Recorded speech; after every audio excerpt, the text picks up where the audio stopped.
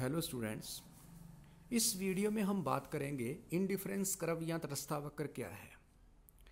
इससे पूर्व हमने देखा उपयोगिता क्या होती है, उपयोगिता का माप किस प्रकार से होता है। हम जानते हैं कि उपयोगिता के माप की दो धारणाएं हैं या दो विचारधाराएं हैं, गणनावाचक विचारधारा और क्रमवाचक विचारधारा या cardinal approach and ordinal approach.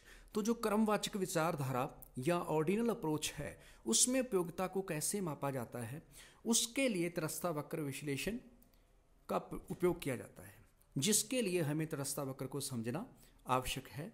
तो इसलिए हम देखेंगे कि तटस्थ वक्र क्या है, और तटस्थ वक्र को समझने से पहले हम देखते हैं कि तटस्थ वक्र में कौन से अर्थशास्त्रियों ने अपना योगदान दिया है।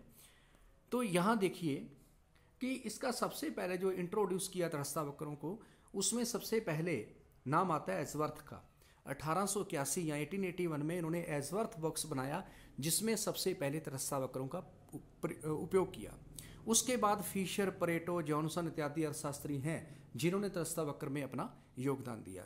यदि जॉनसन की बात करें तो इन्होंने तटस्थ वक्र मैप का निर्माण किया और कहा कि high IC curve offers more utility than low IC curve, मतलब ऊंचा तटस्थ वक्र नीचे तटस्थ वक्र की अपेक्षा अधिक उपयोगिता को दर्शाता है। इसलिए एक जो रैशनल कंज्यूमर है या विवेकशील उपभोक्ता है वो सदैव ऊंचे तटस्थ वक्र पर जाना चाहता है।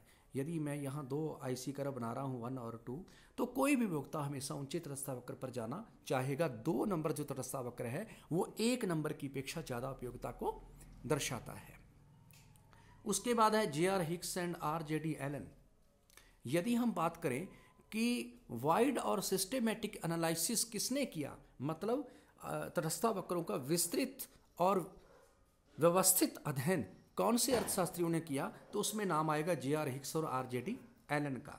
और यदि J.R. हिक्स की बात करते हैं तो इन्होंने वैल्यू एंड कैपिटल, इनकी पुस्तक जो 1939 में छपी, और इसी प्रकार दूसरी पुस्तक A revision of the demand theory 1956, जिनमें इसने तटस्थ वक्रों का बहुत अच्छे ढंग से विश्लेषण किया है।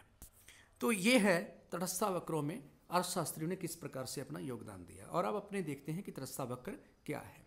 तो यहाँ देखिए कि indifference curve is a diagrammatic presentation of indifference set of a consumer. It is locus of all points which show different combination of two commodities yield the same level of satisfaction to the consumer. Each combination of two commodities at the difference curve yields the same level of satisfaction. मतलब तटस्थ वक्र दो वस्तुओं के ऐसे संयोगों को दर्शाने वाला बिंदु पथ है जिसके प्रत्येक संयोग से उपभोक्ता को समान संतुष्टि प्राप्त होती है। इसलिए उपभोक्ता प्रत्येक संयोग के प्रति उदासीन होता है, न्यूट्रल होता है, तटस्थ होता है। क्यों होता है? क्योंकि उदासीनता वक्र पर एक संयोग दूसरे संयोग से न अच्छा होता है न बुरा होता है। मान लेते हैं कि दो संयोग है ए और बी, तो एक संयोग ए संयोग बी संयोग से न अच्छा है न बुरा है। ऐसी स्थिति में उपभोक्ता उनके प्रति क्या हो जाता है? तटस्थ हो जाता है। फॉर एग्जाम्पल मान लेते हैं आप कहीं बाजार में कुछ कपड़ा लेने के लिए किसी कपड़े की दुकान पे जाते हैं, आपने मानो पैंट शर्ट परचेज करनी है, तो वो आपके सामने बहुत सारे कलर्स या स्टफ़ आपके सामने रखता है पैंट शर्ट के। आप कहेंगे ये तो नहीं, ये नहीं।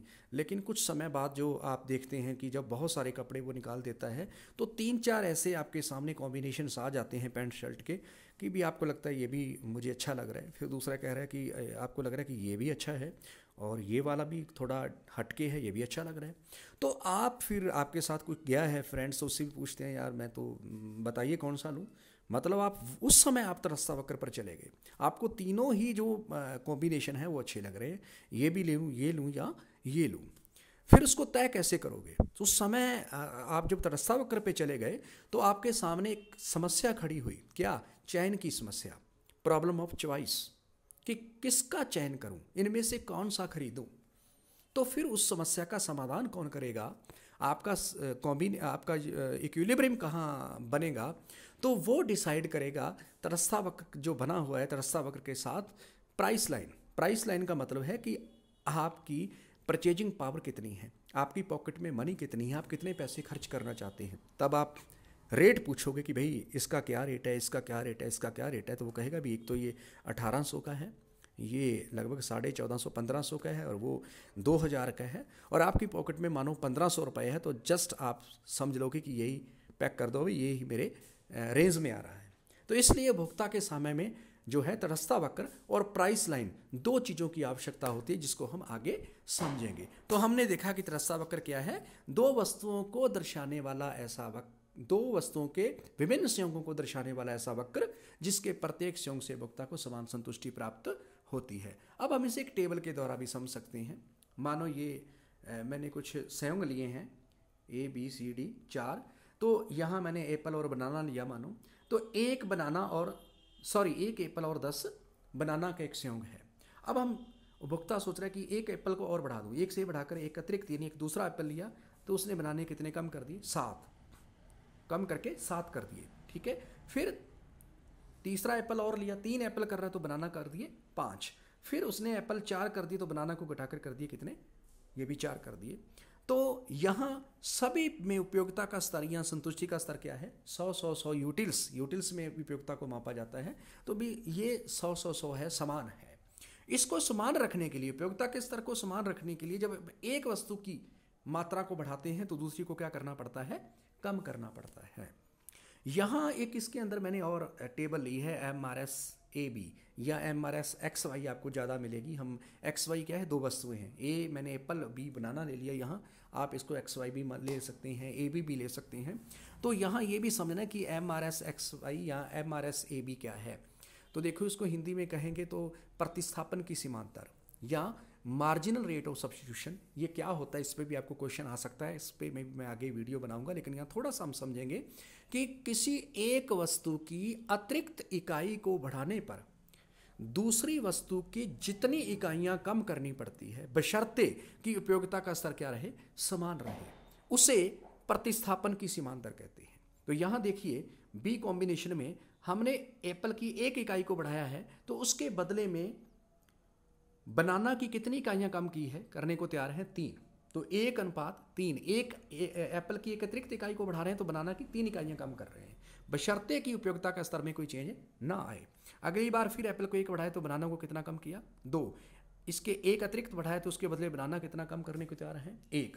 तो ये अनुपात क्या हो गया, 1:3, 1:2, 1:1। मतलब ये जो MRS है हमारा, वो क्या होता जा रहा है, कम होता जा रहा है। प्रतिस्थापन की सीमांतर हर बार क्या होती जा रही है, घटती जा रही है। ये क्यों घटती जा रही है, इसको हम आगे देखेंगे। इस वीडियो में बहुत जो है बड़ी हो जाएगी वीडियो, सॉरी, मैं आगे इसके लिए अलग से वीडियो बनाऊंगा, उसमें हम आपको बताएंगे। तो देखिए क्या है ये टेबल जो है, ये इसको भी हम तटस्थता तालिका या हम इंडिफरेंस तालिका भी, जो टेबल भी कह सकते हैं। इसके जरिए हम इसको जो कर्व फिटिंग करेंगे, जिसे हम तटस्थता वक्र या इंडिफरेंस कर्व कह सकते हैं। तो यहाँ देखिए उसी से हमने इसको समझा है। यहाँ हमने नीचे एप्पल ले लिया, इधर बनाना लिया गया है। तो यहाँ जो A कॉम्बिनेशन है वहाँ पर 1 एप्पल और 10 बनाना, B पर 1 एप्पल को और बढ़ा दिया तो बनाना 7 कर दिए, C कॉम्बिनेशन पर एप्पल 3 एक और बढ़ाया तो बनाना 5 कर दिए, और D पर 1 एप्पल और बढ़ा दिया 4 कर दिए, तो ये भी क्या कर दिए, 4 कर दिए। तो इस प्रकार से जो ABCD है, इस पर जो सबको मिलाया तो ये मान लेते हैं क्या है, एक IC कर्व बन गया इस प्रकार से। तो ये इंडिफरेंस कर्व है। और आपको लग रहा है कि ये थोड़ा टिफिकल लग रहा है, या टेबल हमें समझ में नहीं आया है, हम इसको कैसे करेंगे, भुगता का के क्रमवाचक दृष्टिकोण के अंदर मान लेते हैं कि तटस्थता वक्र पूछ लिया जाता है कि तटस्थता वक्र किसे कहते हैं। तो आप बहुत सरल शब्दों में आप इतना ही लिखिए कि तटस्थता वक्र दो वस्तुओं के ऐसे संयोगों को दर्शाने वाला वक्र होता है जिसके प्रत्येक संयोग से भुगता को समान संतुष्टि मिलती है, और प्रत्येक संयोग के प्रति भुगता तटस्थ हो जाता है, उदासीन हो जाता है, इसीलिए इसे तटस्थता वक्र या उदासीनता वक्र कहते हैं। इसका विभिन्न संयोग जो हैं एक दूसरे से न अच्छे होते हैं ना बुरे होते हैं, सभी समान संतुष्टि देते हैं। और ये कर्व की बजाय आप एक सिंपल सीधा कर्व भी आप बना सकते हैं कि इस तरह से आपने इसमें y अक्ष को लिया है, ठीक है, यहाँ आपने y अक्ष लिया, इधर आपने x अक्ष लिया, और इस तरह से इधर बनाना या एप्पल ले लिया, भले XY कुछ भी ले लो, और आपने इस तरह से कर्व बनाया IC कर्व और दर्शा दिया कि ये इंडिफरेंस कर्व है। ठीक है, जो दो वस्तुओं के ऐसे संयोगों को दर्शाता है जिसपे संतुष्टि का स्तर क्या रहता है, समान रहता है, इसीलिए इसे त्रस्ता वक्र कहते हैं। धन्यवाद।